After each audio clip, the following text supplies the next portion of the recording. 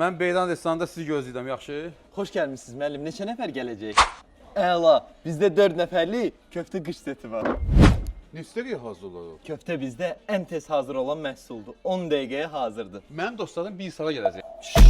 Dedim axı 10 dəqiqəyə hazırdır. Yaxşı.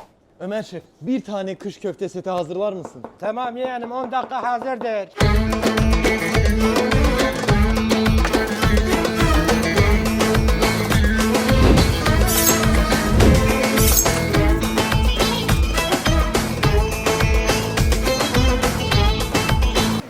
Köfte kış seti hazırdır yeğenim. Usta püf ekmeğin hazır mı?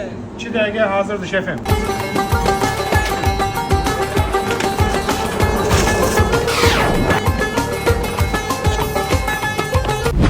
Sağ ol şef. 9 dəqiqəyə pişir. Hazırdır.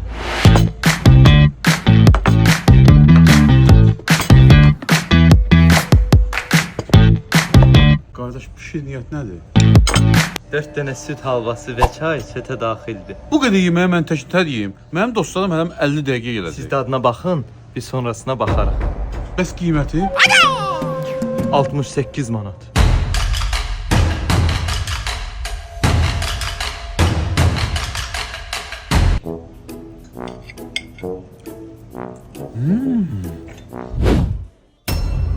Bəs dostların gələcək, bunları kim yedi? Nə deyirsən? Saxlamışam da. Hərəsini bir dənə. Köftə mükəmməl idi. Allah sənin kimi dostları çox eləsin ki, yaxşıların qədri bilin.